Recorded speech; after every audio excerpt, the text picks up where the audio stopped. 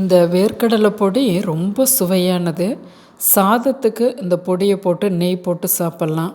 இட்லி, தோசை, சப்பாத்திக்கு கூட ரொம்ப அருமையாக இருக்கும். கம்மியான அளவுகள் செய்து பாருங்கள். நல்லா இருந்ததுன்னா தொடர்ந்து நீங்கள் செய்துக்கலாம். ஃப்ரிட்ஜுள்ள ஸ்டோர் பண்ணிக்கிட்டிங்கன்னா 2 மாதம் வரையிலும் யூஸ் பண்ணலாம். 100 வேர்க்கடலை எடுத்துக்கோங்க. இது வறுத்த வேர்க்கடலை தான். ஆனாலும் ஒரு லைட்டாக சூடு காட்டி கொஞ்சம் கையில் எடுத்து பார்த்தோம்னா பொறுக்க முடியாதது போல் ஒரு 20% ஃப்ளேமில் அதை எடுத்து ஆற வச்சு ஓரளவுக்கு தோலை எடுத்துடலாம். நல்லா இந்த அளவுக்கு அப்படி பண்ணால் மேல் தோல் வரணும். இப்போ 100 தான் கடலை எடுத்திருக்கோம். அதுக்கு இந்த டேபிள் ஸ்பூன் பெரிய ஸ்பூன் இருக்கு இல்லையா, அதில் அளவுகள் மற்றதெல்லாம் 1 டேபிள் ஸ்பூன் கருப்பு எள். நல்லா இது ஏற்கனவே சட்டி சூடாக இருக்கிறதால நல்லா 2 நிமிஷத்தில் படப்படன்னு ஒரு சவுண்டு வரும். எடுத்து கடலையோடு கொட்டிடுறோம். அடுத்தது 1 டேபிள் ஸ்பூன் மல்லி கீழே வச்சு தரையில் வச்சு தான் நான் இப்போ போட்டுக்கிட்டுருக்கேன். 1 டேபிள் ஸ்பூன் கடலைப்பருப்பு, 1 டேபிள் ஸ்பூன் உளுத்தம்பருப்பு. நான் 10 வரமிளகாய் போடுறேன். நீங்கள் இன்னும் 10 கூட போட்டுக்கலாம், காரத்துக்கு தகுந்த மாதிரி. இப்போ நம்ம அடுப்பில் சிம்மில் வச்சு ஒரு 4 சொட்டு எண்ணெய் போட்டுக்கிறோம்.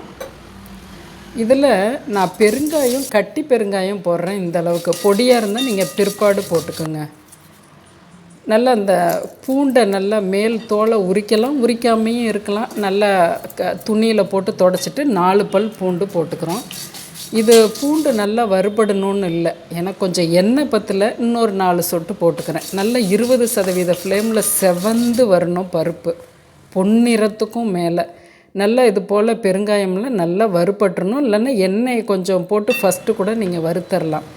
பாருங்கள், சுவிட்சை ஆஃப் பண்ணிவிட்டு இது ஒரு 3.5 நிமிஷத்தில் வறுபட்டோன்னே 1/2 டேபிள் ஸ்பூன் சீரகம், ஒரு நெல்லிக்காயில் ஒரு 1/4 பங்கு வச்சுக்கோங்களேன் புளியை அப்படி பிச்சு போட்டு அந்த ஜூட்டில் பெரட்டி கொடுக்குறோம். 1 நிமிஷம் பெரட்டுங்க.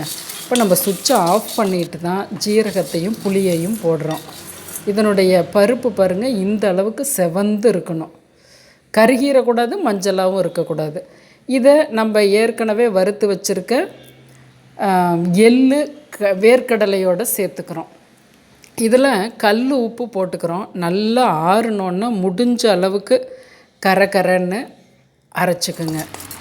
ஒரு துண்டு ஒரு மிளகு சைஸ் வெல்லம் போட்டுக்கலாம். இது ஆப்ஷனல் தான்.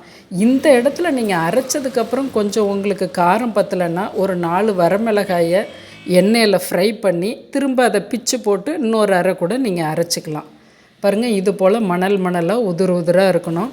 சாதத்துக்கு, சுடு சாதத்துக்கு நீங்கள் நெய் போட்டு பிசைஞ்சு சாப்பிட்லாம். அதுபோல் இட்லி, தோசை, சப்பாத்திக்கு இந்த பொடியை போட்டு கடலெண்ணெய் ஊற்றியும் சாப்பிட்லாம், நல்லெண்ணெய் ஊற்றியும் சாப்பிட்லாம். அதாவது தொட்டு சாப்பிட்லாம் டிஃபன் ஐட்டத்துக்கு. ரொம்ப இது ஆபத் பாதம்னா இருக்கும். லஞ்சுக்கு கூட நீங்கள் குழந்தைங்களுக்கு கட்டி கொடுக்கலாம்.